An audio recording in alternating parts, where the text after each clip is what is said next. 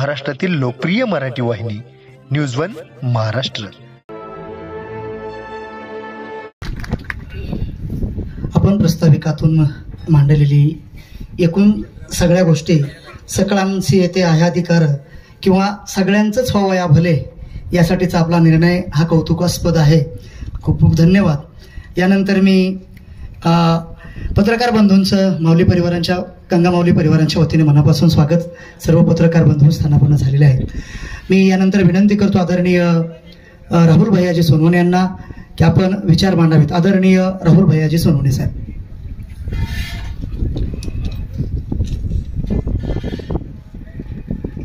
Ganga Mauli Sugar and Allied Industries Private लिमिटेडच्या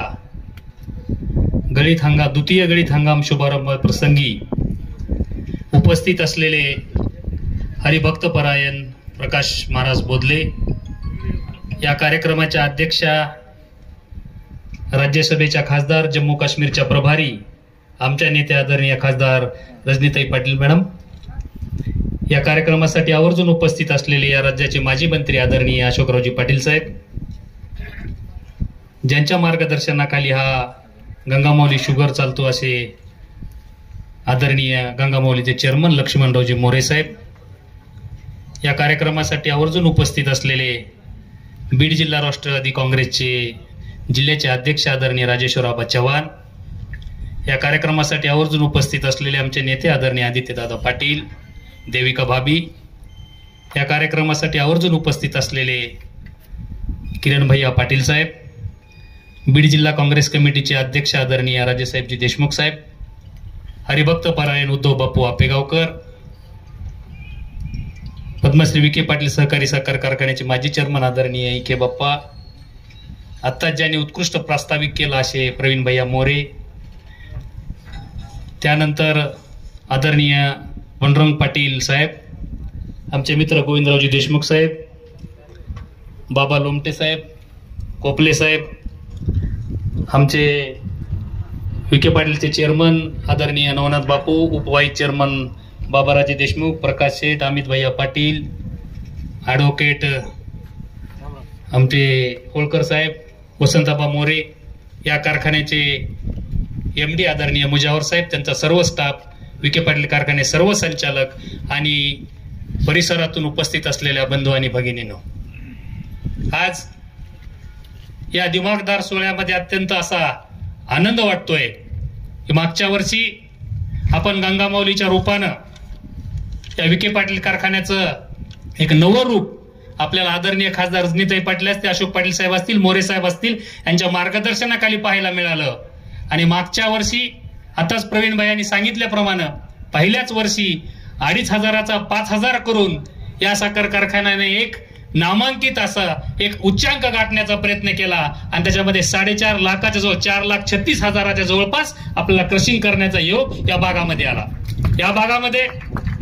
लोकांचं मोरे साहेब अतिशय असं मन हरवून गेलं होतं की या भागामधला शेतकरी असा विचलित झाला होता आणि ह्या विचलित झालेल्या शेतकऱ्याला न्याय देण्याचं काम तुम्ही सर्वांनी केलं आणि खरोखरच अतिशय उत्कृष्ट। आम्ही असतील, राजेसाहेब असतील, आबा असतील, आपल्या सर्व भागामध्ये फिरत असताना सर्वसामान्य माणूस सांगायला लागला की पहिली वेळ आहे की या बीड जिल्ह्यामध्ये 15व्या दिवशी ऊसाचं पेमेंट अतिशय सिस्टमॅटिक पद्धतीनं पुढच्या कडीला फळ संपेपर्यंत मागच्या शेतकऱ्याचं पेमेंट त्याच्या खात्यावर जमा होत होतं आणि त्याच्या सुख दुःखामध्ये मुलीच्या लग्नामध्ये त्याला एक आशा होती की मला पेमेंट तात्काळ गंगामाऊलीचं 15 दिवसामध्ये पेमेंट आलं आणि अतिशय उत्कृष्ट पेमेंट देण्याचं काम आदरणीय मोरे साहेबांच्या माध्यमातून गंगामाऊली शुगरच्या माध्यमातून आपल्या सर्वांना झालेलं आहे। अतिशय त्या बीड जिल्ह्यामध्ये कधीच एवढा उच्चांकी दर सुद्धा कधी कुणी देण्याचा प्रयत्न केला नव्हता, परंतु गंगामाऊलीनं मागच्या वर्षी एक सिस्टमॅटिक पद्धतीनं एक कुठलंही कार्य नसताना, फक्त नेकेड कारखाना असताना की कुठलंही कोजेन नाही, डिस्टलरी नाही, CNG नाही, कुठलंही नसताना फक्त साखरेवर अतिशय उत्कृष्ट भाव देण्याचं काम केलं आणि त्याचं नाव लौकिक आपल्या सगळ्या भागामध्ये झालेलं आहे। आमच्या प्रवीण भाईच्या माध्यमातून आर्थिक गणित जुळवायचं काम अतिशय परफेक्ट करतात। ताई साहेबांच्या मागे दिल्लीला जाऊन आदित्यदादा असतील, प्रवीण भाई असतील, त्यांनी दिल्लीला बसून कसा काय जास्तीत जास्त एक्सपोर्ट कोटा कसा वाढवता येईल आणि जवळपास मला अभिमानानं सांगावंसं वाटतं गंगामाऊलीची जवळपास 80 ते 85% साखर एक्सपोर्ट करण्याचं काम दक्षिण आफ्रिका आणि युरोपमध्ये एक्सपोर्ट करण्याचं काम प्रवीणभाई आदित्यदादाच्या माध्यमातून झालं आणि त्याच्यामुळे शेतकऱ्याला हे रोटेशन चालू झालं. मोरे साहेबाची पहिल्यांदा आम्हाला ज्यावेळेस बसल्यानंतर मोरे साहेबांनी सांगितलं की या जिल्ह्यामध्ये काम करत असताना त्यांनी मांजरा परिवारामध्ये काम करत असताना 4-5 कारखाने चालवत असताना अतिशय सुसूत्रताबद्ध कार्यक्रम लातूर जिल्ह्यामध्ये राबवला आहे आणि मातीमध्ये या बीड जिल्ह्याच्या मातीमध्ये माझा काहीतरी ऋण आहे आणि त्या ऋण फेडण्याची संधी आदरणीय अशोक पाटील साहेब ताई साहेबांनी त्यांना दिलेली आहे आणि ते ऋण फेडण्याचं काम ते करतायत. या शेतकऱ्याच्या जीवनामध्ये उज्ज्वल क्रांती करण्याची भूमिका घेऊन मोरे साहेब आपल्या केजला आलेले आहेत आणि ते त्या पूर्ण करतील याच्यामध्ये मला कुठलीही शंका वाटत नाही. आता सांगितलं शेतकऱ्याच्या पाठीशी जसे उभं राहिले तसं परवाची एक दुर्दैवी घटना आपल्या साखर कारखान्यामध्ये कर्मचाऱ्याच्या बाबतीत घडली. शेतकीच्या कर्मचारी प्रवीणभाई आपण सांगितलं मदत केली पण मी सर्वांना सांगू इच्छितो की कर्मचारी सुद्धा या साखर कारखान्याचा एक कणा आहे आणि त्याच्या पाठीशी उभा राहायला पाहिजे. ज्यावेळेस मोरे साहेबाला कळालं त्यावेळेस त्यांनी आम्हाला सांगितलं की तुम्ही तात्काळ जाऊन त्या मुलाच्या घरी त्याच्या शिक्षणाच्या मुलीची व्यवस्था करा आणि जवळपास 4.5 लाख रुपयाचा निधी ताई साहेब आपण त्या मुलाच्या घरी नेऊन दिला गंगामाऊली शुगरच्या माध्यमातून आणि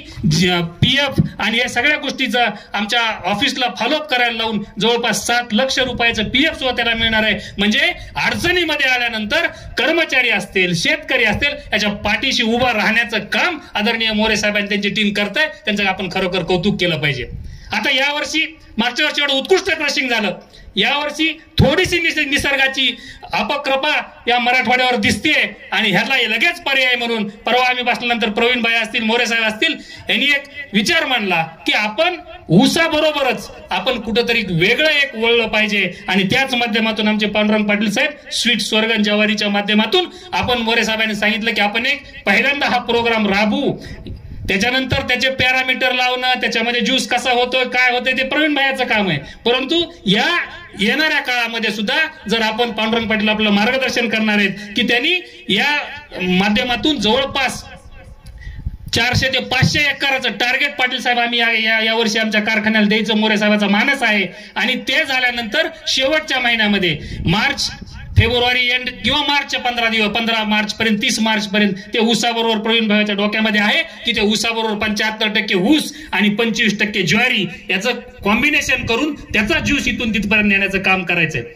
मागच्या वर्षी शेतकऱ्याला आपण एवढा दर देऊ शकत नव्हतो निस्ता नेकर कारखान्यावर परंतु मोरे साहेब असतील प्रवीणभाई असतील यांनी निर्धार केला की त्यांना त्यांचा टेंभुर्णीला जो प्रकल्प आहे त्यांच्या परिसरामध्ये मोलॅशियस मिळत असताना सुद्धा त्यांनी सांगितलं की जरी 150 किलोमीटर इथून वाहतूक पडत असली तरी माझ्या शेतकऱ्याला चांगला भाव मिळाला पाहिजे. आपलं प्रॉफिट मार्जिन त्या डिस्टिलरीचं कमी झालं तरी हरकत नाही परंतु या माझ्या गंगामाऊलीच्या भागातल्या शेतकऱ्याचा ज्यूस तिथे नेऊन त्यांनी देशामध्ये पहिला प्रयोग केला. त्याच्याबद्दल आपण प्रवीणभाईचं सगळ्यांनी कौतुक केलं पाहिजे. टाळ्या वाजून कौतुक केलं पाहिजे. थोडं उत्कृष्ट त्यांनी भाव देण्यासाठी आपल्या रिस्क घेऊन इथून तिथपर्यंत ज्यूस नेला आणि तो ज्यूस देशामध्ये पहिला प्रयोग ठरला आणि अतिशय सक्सेसपणे त्याचा पीएच तिथपर्यंत जाईपर्यंत मेंटेन झाला आणि त्याच्यामुळे आपल्याला ते उत्कृष्ट पद्धतीनं भाव देऊ शकले. आता येणाऱ्या काळामध्ये सुद्धा कर्मचारी असतील शेतकरी असतील त्यांना योग्य न्याय या गंगामाऊली शुगरच्या माध्यमातून मिळेल. मी मुजावर साहेब असतील त्यांची सर्व टीम असेल त्यांना मी अत्यंत कौतुक करू इच्छितो. यावर्षी सुद्धा आमच्या मुजावर साहेबांनी ऑक्झिलरी कॅरियर असेल प्लॅनेटरी गिअर बॉक्स असेल मोरे साहेबांच्या डोक्यात घातलं की साहेब आपण ते बसविलंच पाहिजे म्हणजे त्याच्यामुळे आपल्याला कुठलाही अडचण येणार नाही आणि त्यांचे आदनाक साहेब यांच्या सर्वांच्या टीम